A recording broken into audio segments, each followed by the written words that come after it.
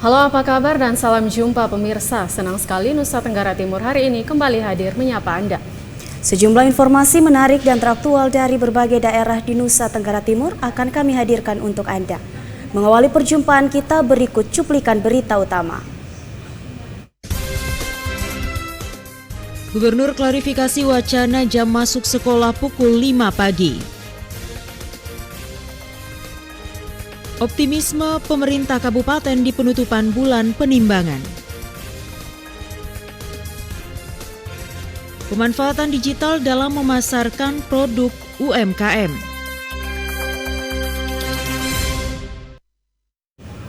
Ya pemirsa, cuplikan berita utama tadi akan kami rangkai dengan sejumlah informasi menarik lainnya.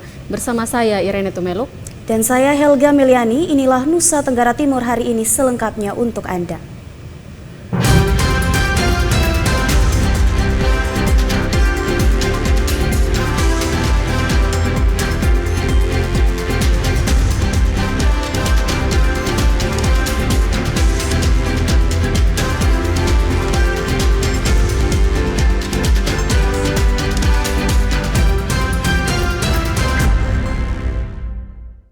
Ya pemirsa, kita awali berita hari ini dari Kota Kupang. Pemirsa, menanggapi pro dan kontra di masyarakat mengenai kebijakan jam masuk sekolah pada pukul 5.00 WITA, Gubernur Provinsi Nusa Tenggara Timur menyampaikan klarifikasi bahwa kebijakan tersebut untuk mengejar ketertinggalan yang ada di NTT, khususnya untuk sumber daya manusia.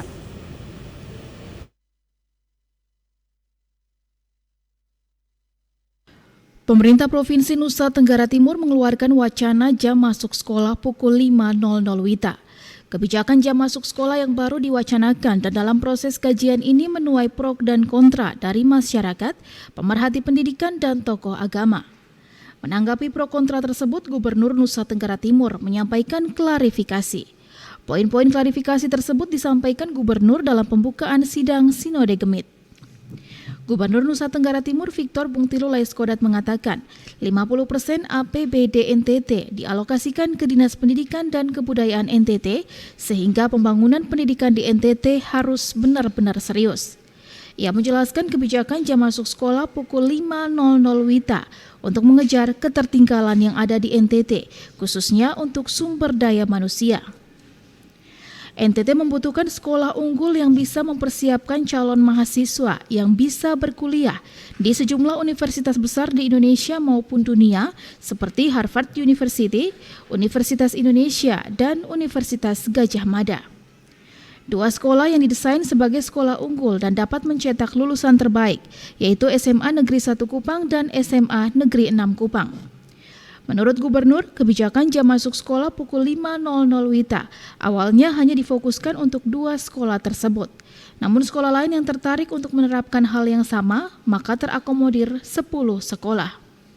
Saat ini Gubernur NTT sedang menunggu laporan dari Kepala Dinas Pendidikan dan Kebudayaan NTT terkait kesanggupan siswa-siswi di 10 sekolah yang ada di Kota Kupang. Gubernur NTT mengakui jika kebijakan tersebut mendapat sejumlah kendala seperti kendaraan umum dan lampu penerang. Namun evaluasi akan terus dilakukan untuk memperbaiki kebijakan tersebut. Debbie Swek, TVRI NTT.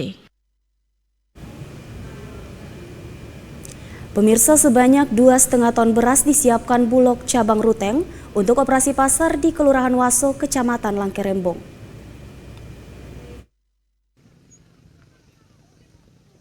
Sejak dibuka pukul 8 pagi WITA, operasi pasar oleh Bulog bersama Dinas Perdagangan Kabupaten Manggarai di halaman Katedral Ruteng sudah dipadati warga.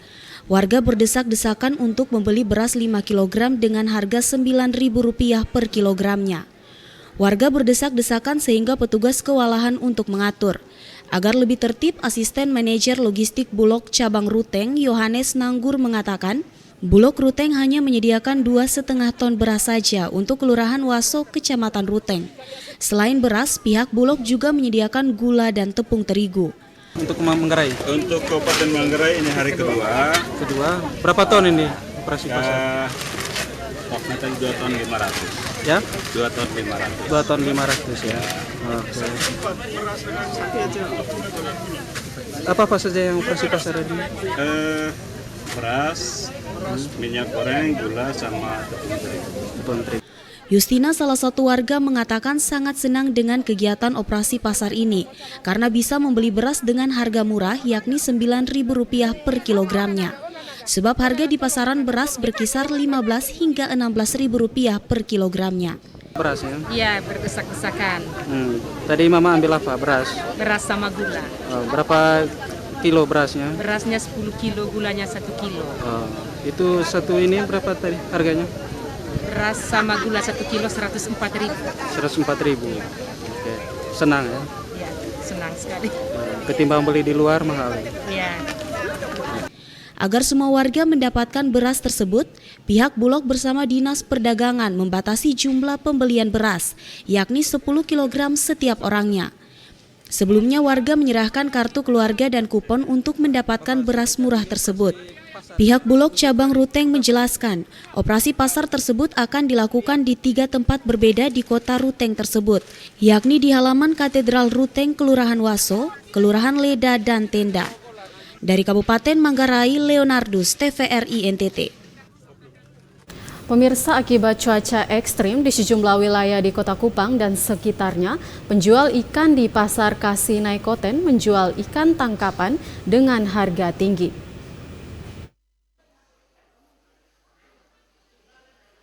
Harga ikan di pasaran Kota Kupang naik tinggi. Salah satunya yang terjadi di Pasar Kasih Naikoten Kota Kupang, ikan yang dijual seperti ikan kembung, 7 ekor dijual dengan harga Rp50.000, sementara 10 ekor dijual dengan harga Rp100.000. Berbeda dengan biasanya sebelum adanya cuaca ekstrim di NTT, ikan dijual dengan harga Rp20.000 untuk 7 ekor dan Rp50.000 untuk 10 ekor. Kenaikan ini juga terjadi pada ikan belang kuning yang berukuran besar, dijual dengan harga Rp40.000 dari sebelumnya dijual dengan harga Rp20.000 hingga Rp25.000. Menurut salah seorang penjual ikan, James, mengatakan kenaikan ini terjadi akibat gelombang tinggi di perairan Kota Kupang dan sekitarnya. Sementara untuk pembeli memang sedikit sepi atau berkurang.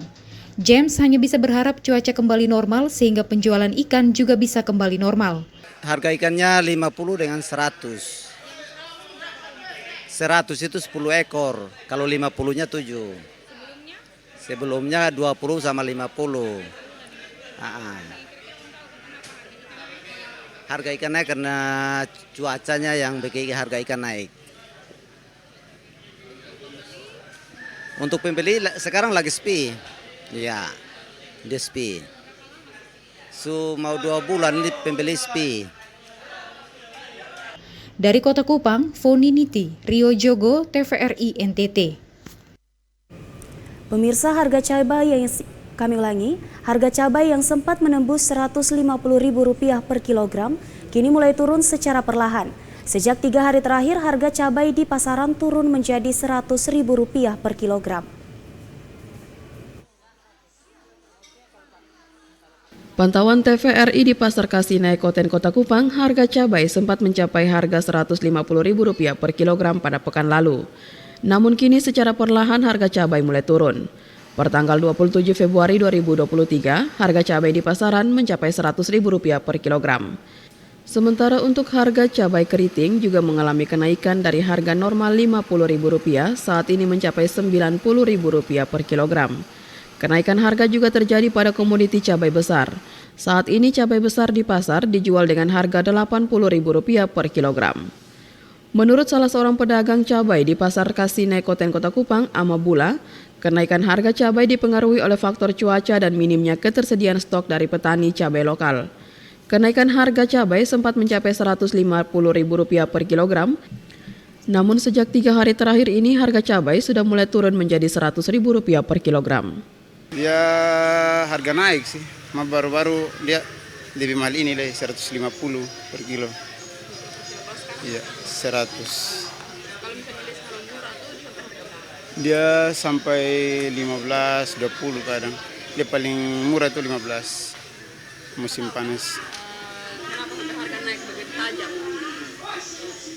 Tergantung dari kebun sih, bisa jadi dari pengaruh hujan juga. Kalau hujan terus dari kebun dong soalnya panen. Dengan barang dari kebun cepat rusak kalau musim hujan. Saat ini cabai yang dijual para pedagang di pasar didatangkan dari Surabaya, Jawa Timur karena ketiadaan stok dari petani lokal dan jika pun ada harganya sangat tinggi. Menurut para pedagang, kenaikan harga cabai ini sering terjadi saat musim hujan karena pasokan dari petani sangat berkurang. Ivani Olang, Rio Jogo, TVRI NTT.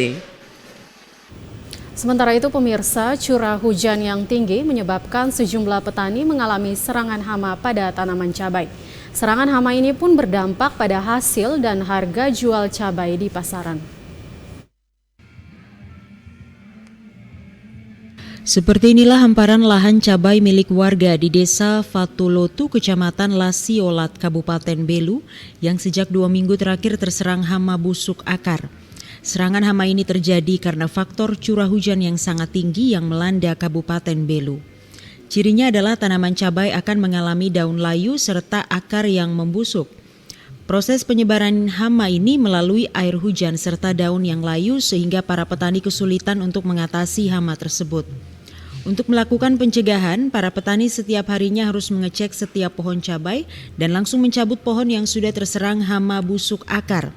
Hal ini dilakukan karena proses penyebaran hama ini sangat cepat untuk setiap tanaman cabai. Hal ini pun sangat berdampak pada kualitas serta harga cabai di pasaran yang saat ini naik drastis di saat musim penghujan. Para petani berharap agar segera ada pencegahan dari dinas terkait sehingga pada musim panen kali ini para petani bisa mendapatkan hasil yang lebih baik. Dia terjadi karena curah hujannya terlalu tinggi, ekstrim sekali toh ini.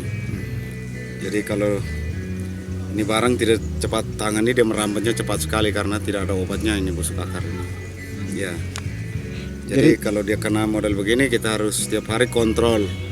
Cari mana yang sudah kena, kita cabut dan buang jauh ini barang. Kalau tidak dia merambat. Kalau saat begini kan cuaca ekstrim dia merambatnya cepat. Lewat air juga bisa.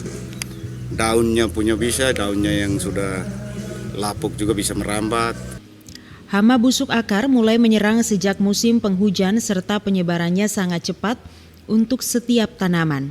Untuk melakukan pencegahan setiap hari harus dilakukan pengecekan dan mencabut tanaman cabai yang sudah terinfeksi hama busuk akar.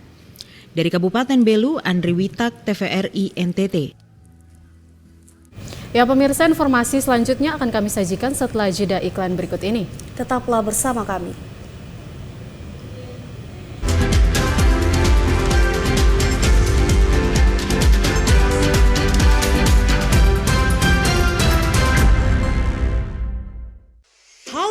Sobat Digital, di daerahmu sudah ada sinyal TV digital belum?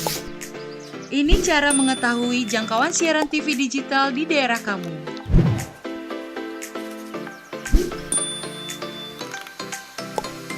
Pertama, download aplikasi Sinyal TV Digital di Play Store jika kamu menggunakan HP Android dan App Store untuk aplikasi iOS.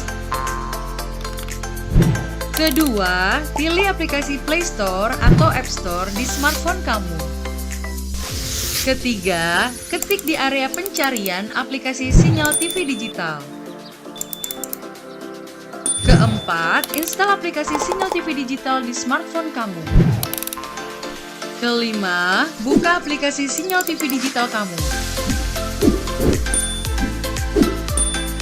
Kamu bisa mencari semua informasi sinyal televisi digital di aplikasi ini. Ketik daerah kamu di area pencarian, otomatis aplikasi ini memberikan informasi apakah sudah ada sinyal siaran televisi digital di daerah kamu. Di aplikasi ini, kamu akan mendapatkan informasi mengenai pemancar siaran digital, konten siaran digital, dan kekuatan sinyal digital di daerah kamu. Selamat mencoba Sobat Digital! Dulu TV di rumah Inyong cuma jadi pajangan. Lah kepriben punya TV gambar nggak bisa ditonton. Beruat sampai ganti TV, ganti kabel, ganti antena, pindah tempat. Tetap baik, beruat. Mari sekarang sejak Inyong pakai TV digital, di rumah Inyong jadi rame terus. Gambar TV nggak semutan, suara jernih, celing. Pasangnya gampang, nggak pakai ribet. Ayo pakai TV digital aja, kelalen pasti celing.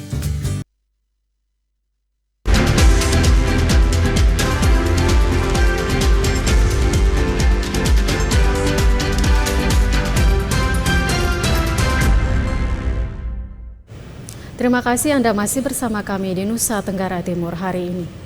Kita ke informasi selanjutnya pemirsa. Bulan penimbangan balita adalah kegiatan penimbangan berat badan dan pengukuran panjang atau tinggi badan pada balita usia 0 sampai 29 bulan. Ini dinilai penting untuk mengetahui perkembangan anak.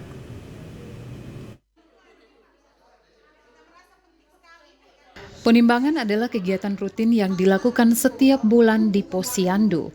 Hal ini bertujuan untuk mendeteksi lebih awal apakah kesehatan bayi atau balita, kelengkapan imunisasi, dan mendapatkan penyuluhan tentang gizi. Langkah pemerintah mengadakan kegiatan bulan penimbangan ini merupakan solusi terbaik dari pemantauan dan pendeteksian tumbuh kembang bayi dan balita. Menurut Lurah Liliba Victor Makoni, selama 2 hari ini, mereka akan berusaha agar mencapai target 100% penimbangan balita, terkhususnya di Kelurahan Liliba, Kota Kupang.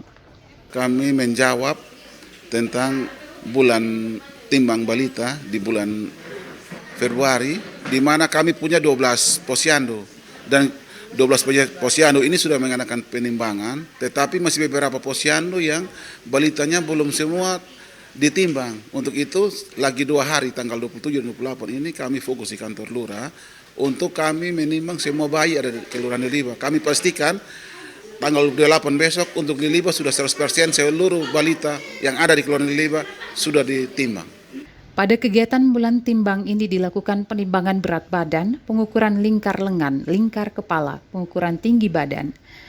Dari hasil penimbangan dan pengukuran ini dapat mencerminkan status gizi balita yang merupakan tolak ukur status gizi masyarakat. Venido Riojogo, TVRI NTT. Sementara itu pemirsa, pada penutupan bulan operasi penimbangan Februari 2023, pemerintah Kabupaten Kupang optimis stunting di Kabupaten Kupang akan menurun.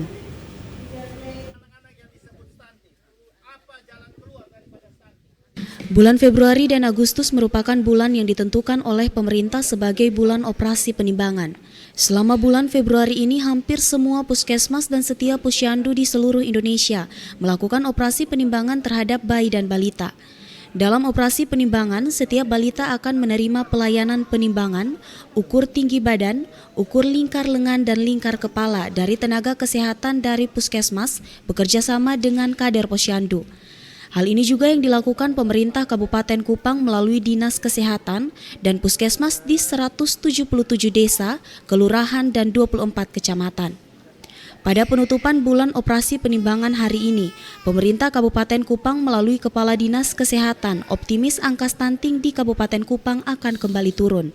Seperti disampaikan Kepala Dinas Kesehatan Kabupaten Kupang Robert Amheka saat ditemui di sela hari terakhir operasi penimbangan di Desa Bokonusan, Kecamatan Semau.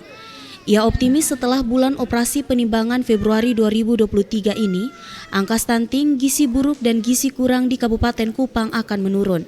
Karena jika dilihat dari hasil penimbangan Agustus 2022 lalu, yang merupakan upaya penanganan stunting dari Februari 2022 lalu mengalami keberhasilan. Sedangkan upaya penanganan stunting secara konvergensi sejak Agustus 2022 sampai Februari 2023 ini sangat intens dilakukan. Adapun upaya pemberian makanan tambahan berupa susu dari Kementerian Kesehatan, juga PMT pangan lokal dari pemerintah desa melalui dana desa dapat menurunkan angka stunting.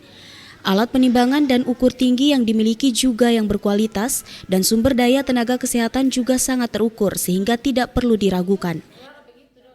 Harapkan 30.772 anak apabila dilakukan penimbangan dengan baik, maka angka stuntingnya akan berkurang. Apalagi sebelumnya ada pemberian makanan tambahan untuk ibu hamil kek kurang lebih 900 orang, dan untuk bayi balita gizi buruk itu kurang lebih 3.000-an orang, turun secara signifikan. Untuk kemudian kita perbaiki di bulan penimbangan Agustus. Ia optimis stunting di Kabupaten Kupang akan turun hingga presentase target yang telah ditentukan. Dari Kabupaten Kupang, Krispoto, TVRI NTT. Pemirsa, dalam upaya penanganan stunting dan gizi buruk di Kecamatan Taibenu, Puskesmas Baumata mendorong pemerintah desa dengan pemberian PMT selama 90 hari. Jika kecamatan lain di Kabupaten Kupang melakukan upaya penanganan stunting dengan memberikan edukasi kepada orang tua anak stunting, Puskesmas Baumata di Kecamatan Taibenu sebagai salah satu puskesmas yang memiliki data tertinggi stunting, gizi buruk dan gizi kurang di Kabupaten Kupang melakukan upaya penanganan stunting dengan mendorong pemerintah desa untuk menyediakan PMT selama 90 hari sebelum operasi bulan penimbangan Februari 2023. Kepala Puskesmas Baumata Semri Kanajara mengatakan, jumlah bayi dan balita dari 8 desa di Kecamatan Taibenu sebanyak 1.313 anak, dengan angka stunting sebanyak 179 anak, sedangkan 26 gizi buruk dan 177 anak mengalami gizi kurang. Sedangkan 1.074 masih normal atau bebas stunting, gizi buruk dan gizi kurang.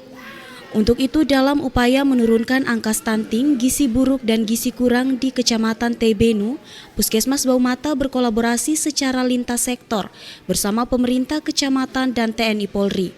Selain itu, mendorong pemerintah desa di Kecamatan Taibenu agar melalui dana desa berupaya memberikan intervensi dari dana desa dalam upaya menurunkan stunting dengan menyediakan pemberian makanan tambahan atau PMT berbasis pangan lokal. PMT ini diberikan selama 90 hari di setiap desa sebelum bulan penimbangan Februari 2023. Bulan Agustus itu secara keseluruhan seperti saya sudah sampaikan tadi bahwa bulan Agustus itu ada 764 anak yang tersebar di setiap desa. Sedangkan untuk tahun ini untuk bulan Januari tiba-tiba itu sudah drastis turun jadi 694. Dan persentasenya pada bulan Agustus itu ada 32,98%, sedangkan bulan Januari lalu kemarin itu sudah turun jadi 25,2%. Kapus Semri Kanajara berharap pada bulan penimbangan Februari 2023 ini, angka stunting, gizi kurang dan gizi buruk di Kecamatan Taibenu bisa menurun. Karena adanya intervensi dari pemerintah desa melalui dana desa selama 90 hari sebelum bulan penimbangan. Dari Kabupaten Kupang, Krispoto, TVRI NTT. Kita beralih ke informasi lain, pemirsa. Badan Meteorologi dan Geofisika Provinsi NTT memperkirakan angin dengan kecepatan mencapai 6 skala Beaufort berpeluang menimbulkan gelombang tinggi di perairan NTT.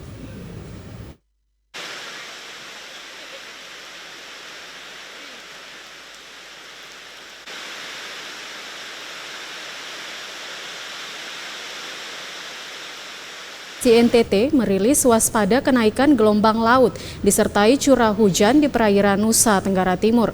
Dikutip dari situs resmi BMKG, pola angin diperkirakan bertiup dari arah barat daya Nusa Tenggara Timur dengan kecepatan mencapai 2-6 skala Beaufort. Kondisi ini menciptakan peluang peningkatan gelombang setinggi 1,25 sampai 2,5 meter di perairan utara Flores, Selat Sape bagian selatan, Selat Sumba bagian timur, Laut Sawu bagian utara, Selat Flores Lamakera, Selat Alor Pantar, Selat Ombai, perairan utara Kupang Rote, dan Selat Wetar yang berisiko tinggi terhadap perahu nelayan dan kapal tongkang. Sedangkan gelombang tinggi di kisaran 2,5 hingga 3,5 meter diperkirakan berpeluang terjadi di Selat Sumba bagian barat, Laut Sawu bagian selatan, Samudra Hindia Selatan, Sumba Sabu, perairan utara Kupang Rote, dan Samudra Hindia Selatan Kupang Rote yang berisiko tinggi terhadap kapal feri. Simon Padang, TVRI NTT. Pemirsa, cuaca buruk yang melanda wilayah perairan Nusa Tenggara Timur beberapa hari terakhir menyebabkan operator kapal di Pelabuhan Laut Lewoleba, Kabupaten Lembata tidak melakukan pelayaran.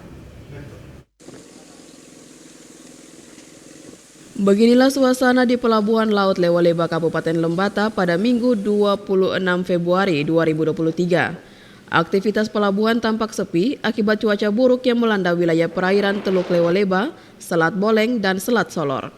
Setelah adanya peringatan dini cuaca buruk dari BMKG, para operator kapal memilih untuk tidak melakukan pelayaran dari Lewoleba, Kabupaten Lembata, menuju Adonara dan Larantuka, Kabupaten Flores Timur. Pantauan TVRI, angin kencang, gelombang tinggi, dan hujan lebat masih terjadi di perairan Teluk Lewoleba, tepatnya di sekitar pelabuhan laut. Kapten kapal Lembata Karya Express, Vigis Koban mengatakan meski tidak ada larangan dari Syah Bandar Pelabuhan Laut Lewoleba, pihaknya tetap tidak melakukan pelayaran setelah mendapatkan peringatan cuaca buruk dari BMKG. Sebagai operator kapal, pihaknya akan siap berlayar jika cuaca dipastikan membaik. Ya, kemarin tidak ada pelayaran dari Lembata kosong. Itu kenapa? Karena memang ada larangan atau memang karena operator tidak mau jalan, Om? Yang pertama memang tidak ada larangan, tetapi peringatan cuaca itu BMKG kan kita ikutin selalu. Ya, selalu kita ikutin. Memang prediksinya ini kan sampai 1 minggu dari beberapa hari lalu kan sampai dengan awal Maret. Ini prediksi cuaca buruk ini kan begitu. Jadi kemarin pagi itu memang cukup kencang angin dari barat laut disertai dengan hujan. Itu sudah cukup kencang, maka potensi untuk di Selat Boleng dan Selat Damasera itu pasti dia akan tinggi gelombang di situ. Karena kalau di dalam teluk aja dia sudah goyang kayak gini ya. Selain cuaca buruk, sepinya penumpang juga menjadi salah satu faktor kenapa operator kapal tidak melakukan pelayaran pada hari Minggu. Dari Kabupaten Lembata, Andri Atagoran, TVRI NTT. Pemirsa, informasi menarik lainnya akan kami hadirkan usai jeda pariwara berikut. Untuk itu tetaplah bersama kami, pemirsa.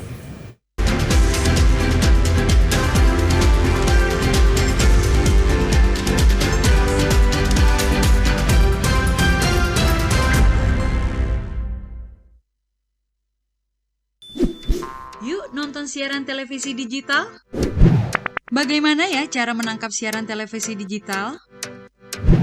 Pertama, pastikan di daerah Anda sudah ada sinyal siaran televisi digital. Kedua, gunakan antena UHF di dalam atau di luar rumah Anda. Ketiga, pastikan televisi Anda sudah dilengkapi penerima siaran digital DVB T2. DVB T2 merupakan jenis sinyal yang digunakan Indonesia dalam penyiaran televisi digital. Keempat, pilih autoscan, lalu pindai televisi Anda. Bagaimana jika televisi Anda masih analog? Pasangkan set-top box, televisi Anda otomatis menangkap siaran digital. Bersih gambarnya, jernih suaranya, canggih teknologinya. Kanan dikit. Geser lagi. Deso.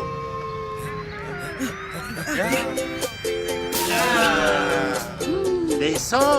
Ya. Deso.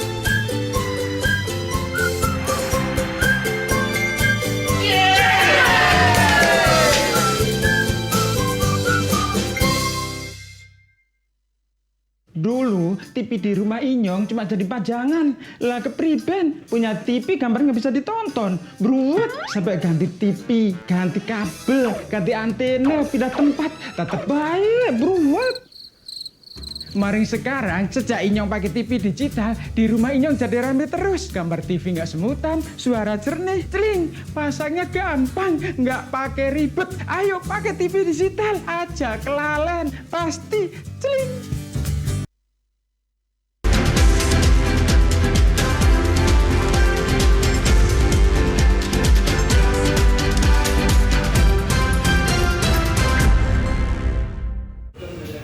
Terima kasih Anda masih bersama kami, pemirsa. Kita ikuti informasi selanjutnya. Pemirsa, salah satu solusi jangka panjang saat terjadinya longsor di musim hujan adalah dengan melakukan reboisasi.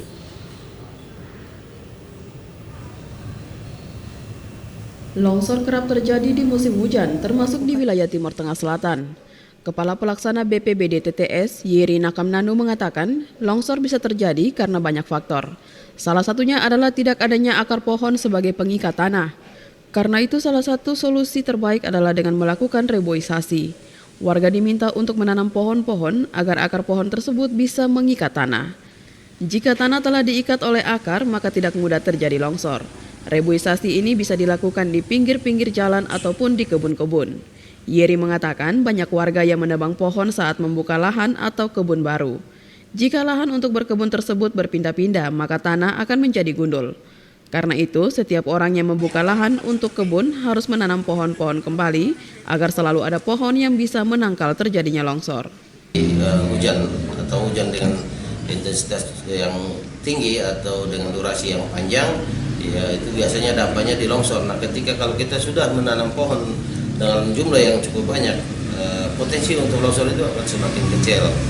Karena itu harapan kami setiap masyarakat yang membuka lahan baru diharapkan untuk juga menanam kembali pohon yang ditebang, sehingga jangan sampai setelah lahan itu tidak dipakai lagi, tempat itu menjadi gundul karena tidak ada reboisasi atau penanaman kembali pohon atau penghijauan.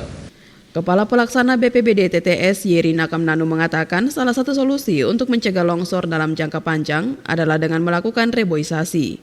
Warga harus menanam pohon-pohon sehingga akar pohon tersebut bisa mengikat tanah.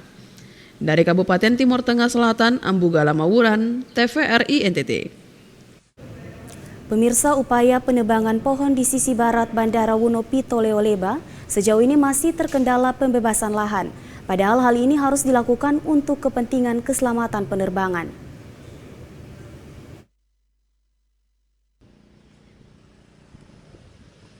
Selama ini proses pendaratan pesawat di Bandara Wunopito Leoleba, Kabupaten Lembata, selalu dilakukan dari laut atau sisi timur landasan.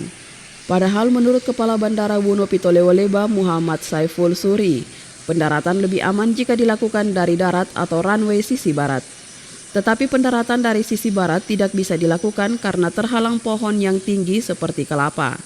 Hingga saat ini pihak bandara belum bisa melakukan penebangan pohon-pohon ini karena terkendala pembebasan lahan. Saiful sebelumnya telah meminta pemerintah Kabupaten Lembata melakukan pembebasan lahan di sisi barat untuk kepentingan keselamatan pesawat saat pendaratan. Pihaknya juga telah membicarakan masalah ini dengan Komisi 2 DPRD Kabupaten Lembata saat rapat kerja pada tanggal 20 Februari lalu. Ia berharap pembebasan lahan ini segera dilakukan agar pihaknya dapat melakukan upaya optimalisasi keselamatan penerbangan. Akan diupayakan pembebasan lahan di sebelah barat. Sebelah barat itu untuk menjamin keselamatan penerbangan. Teman-teman tahu sekarang ini kita kan penerbangan datangnya cuma dari laut, berangkatnya ke arah laut. Kenapa tidak dari darat sana? Itu pohon-pohonnya tinggi semua, pohon kelapa. Kami tidak bisa tebang untuk menghindari pohon kelapa itu karena tanahnya punya masyarakat. Tapi kalau sudah dibebaskan oleh pemerintah daerah, kan kami tebang tidak ada yang protes. Jadi dari sisi keselamatan dengan pembebasan lahan dari sisi barat, tentunya pelayanan di bandara udara semakin baik. Dari Kabupaten Lembata, Andri Atagoran, TVRI NTT. Pemirsa, hampir semua status jalan di Kabupaten Timur Tengah Selatan putus akibat longsor yang disebabkan intensitas hujan yang tinggi di beberapa waktu terakhir. Bupati Timur Tengah Selatan instruksikan Dinas PUPR dan BPBD untuk melakukan pendataan dan survei sehingga dapat dilakukan penanganan.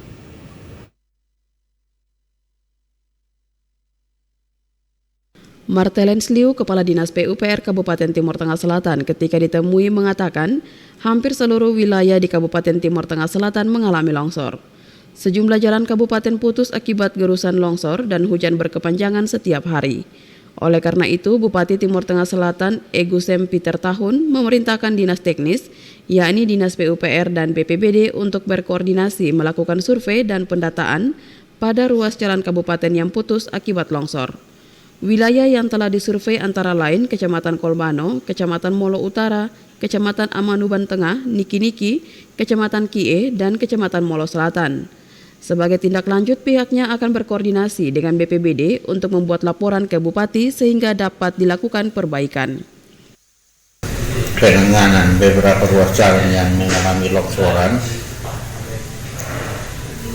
Bapak Bupati sudah memerintahkan kepada kami Dinas Teknis bersama dengan BPBD untuk melakukan survei lokasi, khususnya di Halmembaki, Molo Utara, ruas jalan temu korban kurang lebih ada 3 titik plus dengan niki-niki atau Kecamatan Alunu dan Tengah. Nah, untuk penanganan ini kami tim survei sudah ke lokasi dan akan mendata dan laporannya akan kami sampaikan ke Bapak Bupati untuk penanganan selanjutnya, karena untuk penanganan bencana alam nanti berkoordinasi dengan BPBD sebagai penanggung jawab. Itu sekali dinas teknis melaksanakan kegiatan karena alat ada pada kami, alat pemerintah Kabupaten Tetes ada pada kami, tapi semua atas persetujuan dari Bapak Bupati untuk penanganan selanjutnya. Jumlah ruas jalan yang putus akibat longsor di Kabupaten Timur Tengah Selatan dan sekitarnya sangat tinggi, sehingga membuat masyarakat mengalami kesulitan dalam beraktivitas dan bepergian keluar daerah. Dari Kabupaten Timur Tengah Selatan, Evan Baitanu, TVRI NTT. Pemirsa, pembangunan peningkatan jalan aspal hot mix ruas Tuake Patenawahang sepanjang 2 km dengan anggaran 9 miliar rupiah lebih yang selesai pada akhir Desember 2022 lalu, kini sudah alami kerusakan.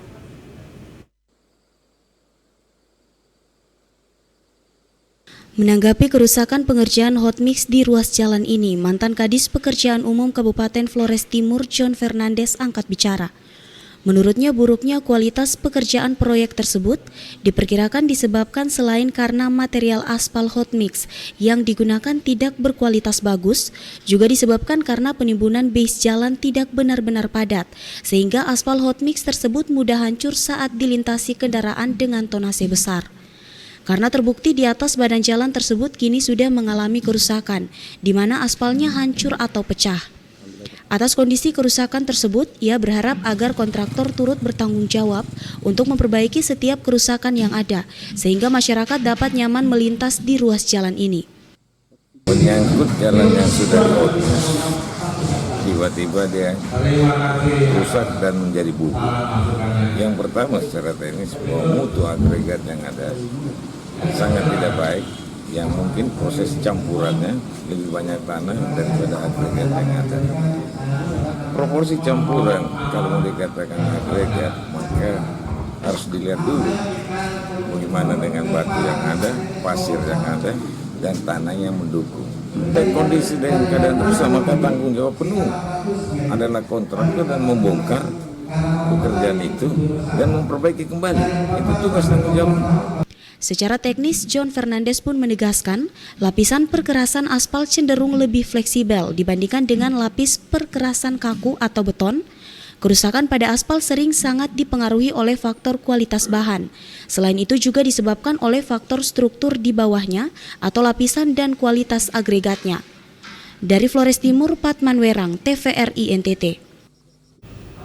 Ya pemirsa, seorang pemuda warga Desa Were ditemukan tidak bernyawa setelah terseret arus muara sungai pada saat cuaca buruk melanda Kabupaten Ngada.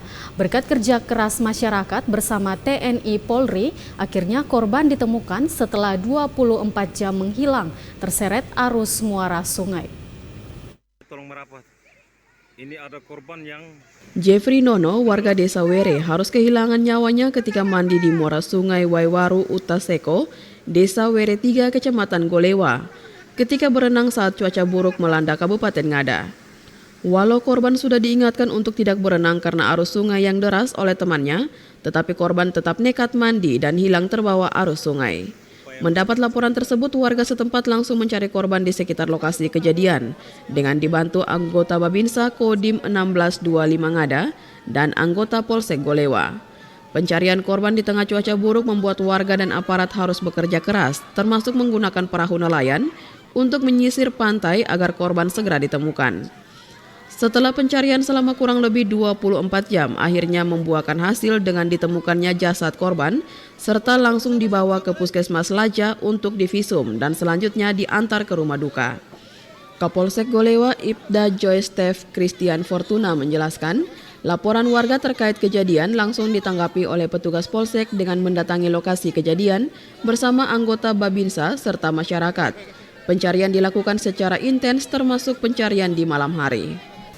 Sekitar pukul 1 kami dari Polsek mendapat laporan dari warga juga menyampaikan bahwa korban sudah dalam keadaan tenggelam, dan setelah itu kami mendatangi TKP beserta anggota, dilanjutkan pencarian sambil menunggu bala bantuan dari BPBD dan Basarnas.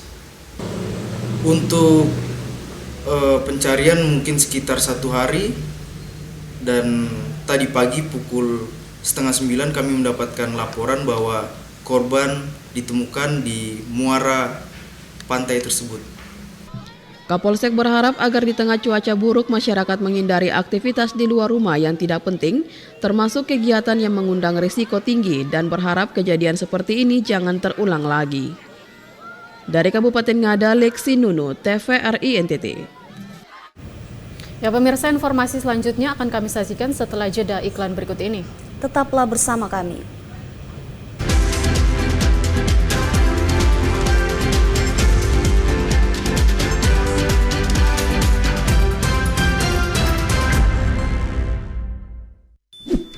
Yuk nonton siaran televisi digital?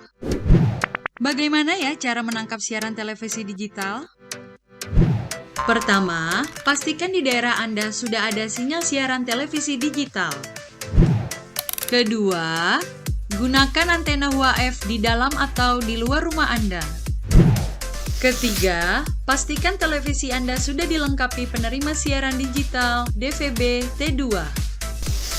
DVB T2 merupakan jenis sinyal yang digunakan Indonesia dalam penyiaran televisi digital. Keempat, pilih autoscan, lalu pindai televisi Anda. Bagaimana jika televisi Anda masih analog? Pasangkan set-top box, televisi Anda otomatis menangkap siaran digital. Bersih gambarnya, jernih suaranya, canggih teknologinya. Halo, Sobat Digital. Di daerahmu sudah ada sinyal TV digital belum? Ini cara mengetahui jangkauan siaran TV digital di daerah kamu.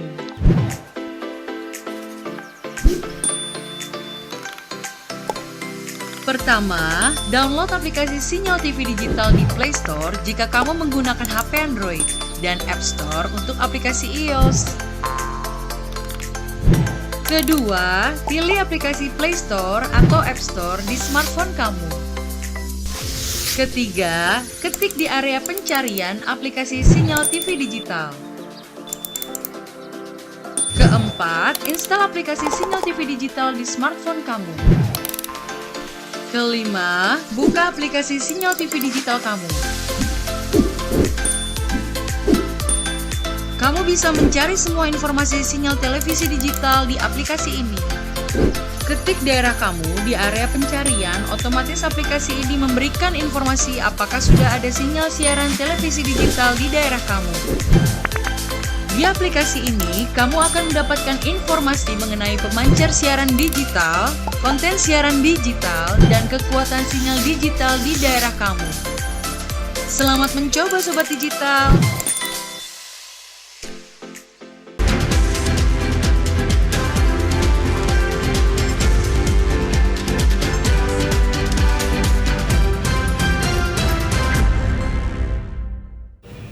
Terima kasih Anda masih bersama kami, pemirsa. Kita ke informasi selanjutnya, pemirsa. Menteri Sosial Republik Indonesia Tri Risma hari ini petang kemarin meninjau 25 unit kapal tangkapan ikan yang disiapkan untuk diserahkan kepada kelompok nelayan demi peningkatan volume tangkapan untuk menunjang tambahan penghasilan bagi para nelayan di Kabupaten Sika. Dalam kunjungan kerja dan peninjauan 25 unit kapal yang dibuat oleh warga setempat itu, Mensos Risma hari ini didampingi anggota DPR RI Andreas Hugo Parera, Bupati Sika Franciscus Roberto Diogo, serta sejumlah pejabat di Kabupaten Sika. Pada kesempatan tersebut, Mensos mengatakan bahwa bantuan itu sebenarnya terinspirasi ketika dirinya menghadiri peringatan Hari Pancasila di Kabupaten ND tahun 2022 yang lalu. Ketika makan di salah satu warung makan di pantai, ia melihat sekelompok nelayan yang menggunakan jaring untuk menangkap ikan di pinggir laut. Para nelayan itu tidak bisa melaut dan menangkap ikan ke tengah laut karena mereka tidak memiliki kapal penunjang. Berdasarkan hal itu, Mensos berkoordinasi dengan Andreas Hugo Parera, anggota DPR RI dari Komisi 10 untuk penyerahan bantuan kapal itu. Hugo Parera juga menyebutkan bahwa kesulitan yang sama juga dialami para nelayan di Kabupaten Sika. Dengan demikian, Mensos memutuskan untuk memberikan bantuan yang sama juga kepada kelompok nelayan di Kabupaten Sika. Ketika dikonfirmasi tentang kemungkinan adanya tambahan kapal bantuan, Mensos mengaku siap menambah bantuan, tetapi dirinya enggan menyebutkan jumlahnya. Saya bilang itu oke, kita bantu. Nah, kemudian saya minta bantuan teman-teman ini kalau mungkin kalau luar gitu harganya sampai 400-an ya kan. Terus saya dibantu oleh beliaunya ini kebetulan dari Surabaya, kita bisa membuat kapal ini di sini yang ngerjakan warga di sini. Sehingga ada transfer knowledge warga di sini untuk bisa dia membuat kapal sendiri. Jadi kita buat moldingnya di sini seperti itu. Nah, sehingga dikerjakan ada 25 unit di sini. Kapal nelayan yang siap diberikan ke kelompok nelayan ini terbuat dari bahan fiber, sehingga lebih ringan dan tahan terhadap cuaca. Juga mudah dalam perawatan dan bisa diproduksi dalam waktu cepat. Kapal bantuan ini memiliki panjang 10,5 meter dengan lebar bodi 2 meter dan dapat menampung ikan sebanyak 4 ton. Pembuatan 25 unit kapal dengan pagu anggaran 6,48 miliar rupiah ini kini memasuki tahap finishing atau sekitar 80%. Bupati Sika Franciscus Roberto Diogo pada kesempatan itu mengaku senang atas perhatian Kemensos RI terhadap para nelayan di Kabupaten Sika. Diakuinya bahwa ini perhatian kesekian kalinya yang diberikan oleh Mensos kepada pemerintah dan rakyat Kabupaten Sika. Dari Maumere, Ruben Subanraya, TVRI NTT. Pemirsa, sebagai salah satu upaya meningkatkan produksi pangan, khususnya padi, pemerintah pusat melalui anggota DPR RI, Melkias Markus Mekeng, menyerahkan alat dan mesin pertanian berupa 5 unit hand tractor dan bantuan program sumur tanah dangkal bagi para kelompok tani di wilayah Kabupaten Flores Timur.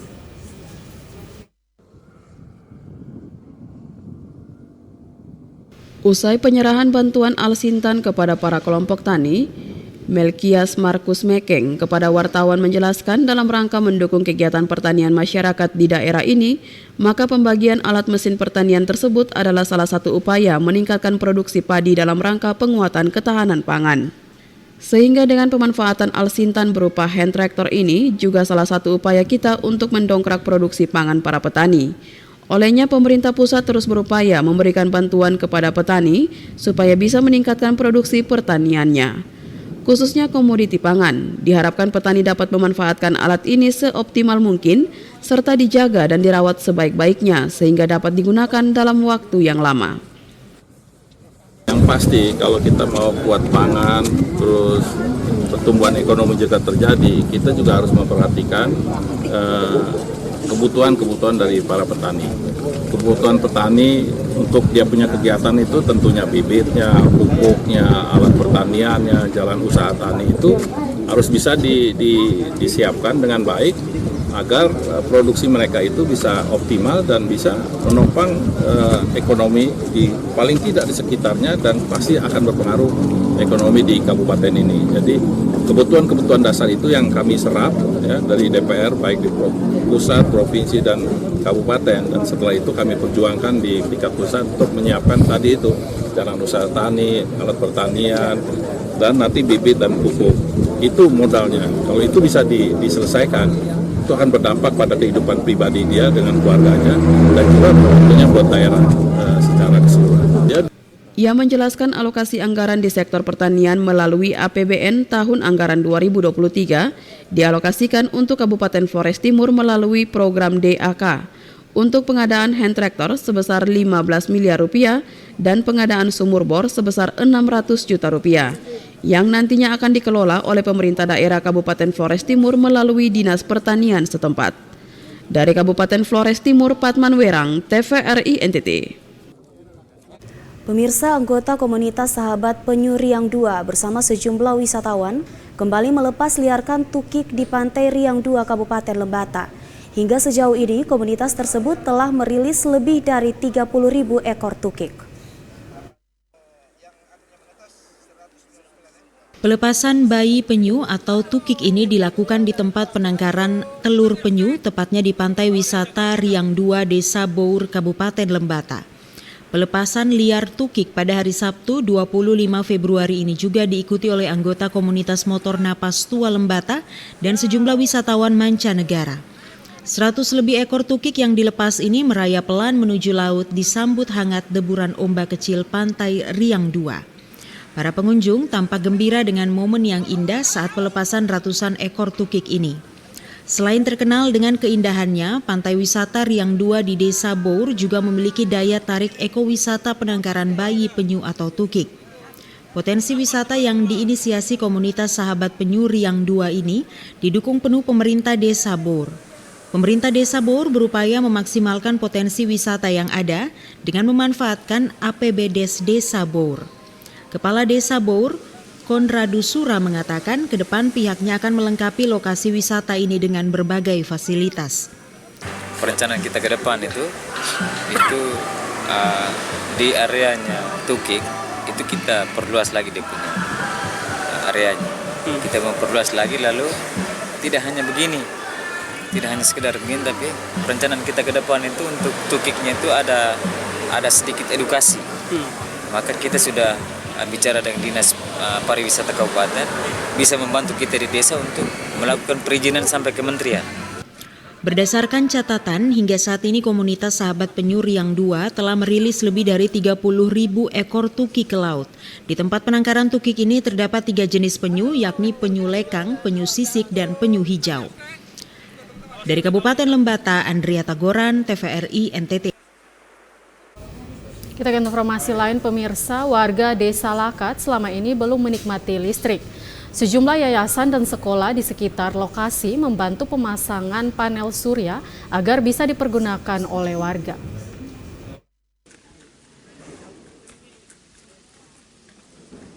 Warga Desa Lakat terkhusus di Jemaat Ayotoko Timur Tengah Selatan selama ini belum menikmati listrik. Namun ada inisiatif baik dari Yayasan Pelita Kehidupan Masyarakat, Yayasan Kebun Anggur, dan pihak SMK Negeri 2 Soe untuk membantu memasang panel surya untuk dipergunakan oleh warga.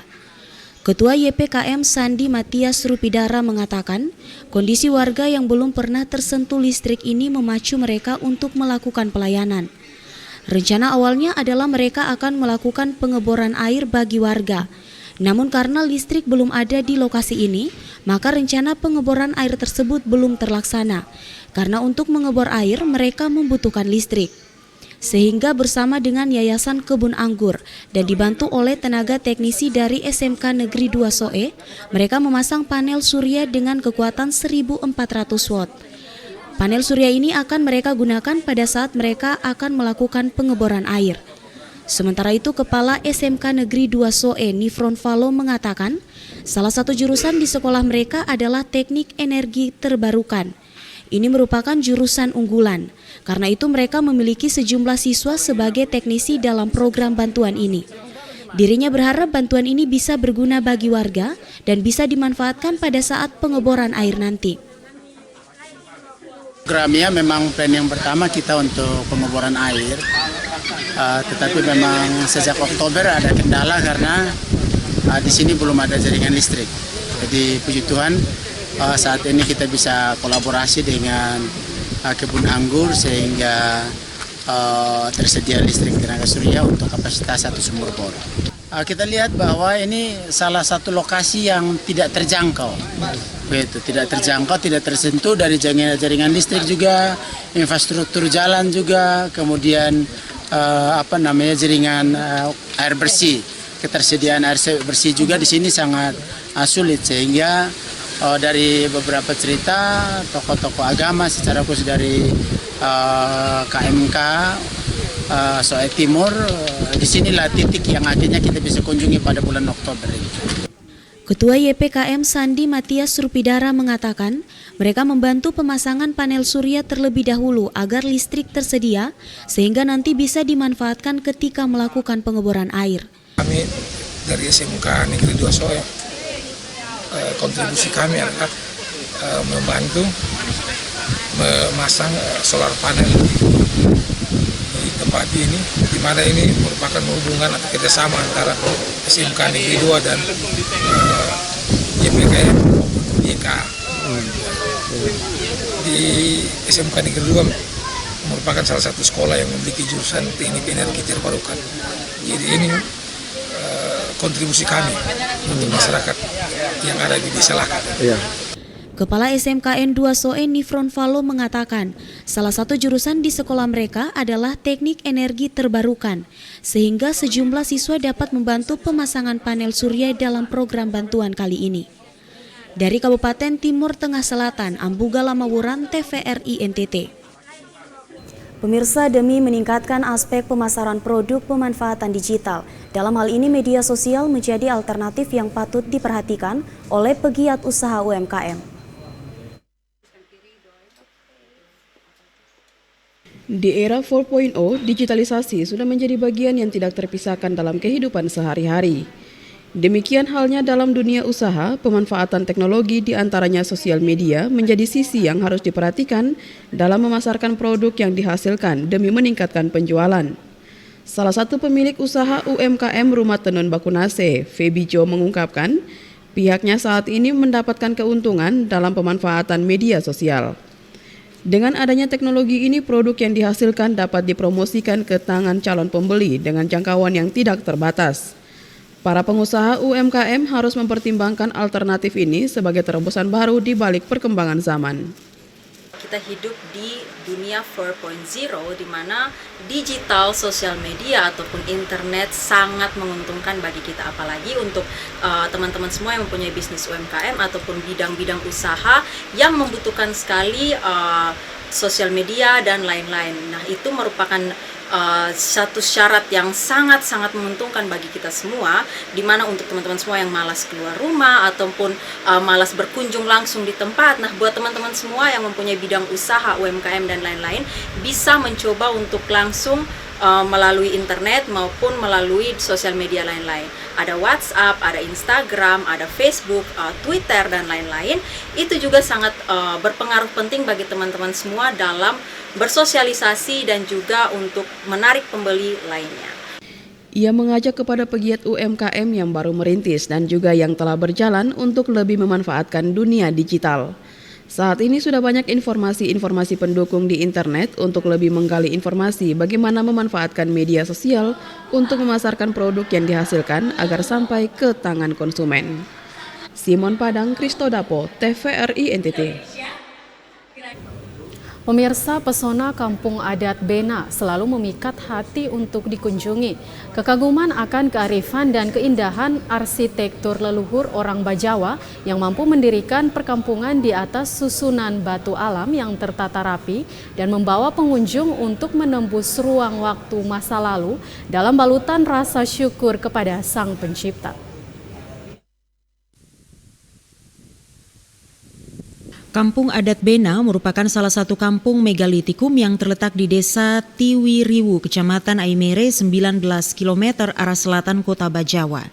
Dengan menggunakan moda transportasi roda 4 maupun roda 2, wisatawan dapat mengunjungi Kampung Adat Bena yang berada tepat di bawah kaki Gunung Inerie yang menjulang tinggi dan sering bermahkotakan awan indah. Setiap pengunjung yang datang ke Kampung Bena akan disambut dengan keramah tamahan khas masyarakat pedesaan yang penuh kehangatan serta rasa persaudaraan yang tinggi. Udara sejuk serta barisan perumahan adat yang alami menjadi pemandangan indah dan menggoda pengunjung untuk melangkahkan kaki di sepanjang jalan setapak demi melihat kehidupan warga yang sederhana dengan panjangan hasil tenunan yang kaya akan motif dan filosofi gambaran kearifan budaya leluhur. Emmanuel Sebo, warga Kampung Adat Bena menuturkan, walau cuaca buruk sedang melanda Kabupaten Ngada, tetapi masih ada wisatawan yang datang berkunjung untuk merasakan sensasi berada di tengah kehidupan masyarakat Kampung Adat Bena yang menawarkan cerita masa lalu dengan tetap menjaga budaya dan peninggalan leluhur dengan baik. Ya, harapan kita dari dinas-dinas terkait itu harus betul-betul memberi masukan kepada masyarakat bahwa di namanya kampung wisata harus pegang teguh itu 7 pesona itu. Tapi harapan saya itu rumah adat tidak ada perubahan. Kita tetap menjaga keasliannya, menjaga ukiran-ukiran tetap seperti biasa, seperti dulu, dan tidak boleh memindah tempat dari kampung ini. Selain menikmati pesona kampung adat Bena, pengunjung juga dapat membeli kerajinan hasil tenun, baik berupa kain maupun selendang, serta pernak-pernik lainnya dengan harga terjangkau dan memiliki kualitas yang terbaik. Mengunjungi kampung adat Bena serasa menelusuri ruang waktu masa lampau yang penuh dengan keindahan serta memberikan rasa damai di dalam hati. Dari Kabupaten Ngada, Lexi Nunu, TVRI NTT.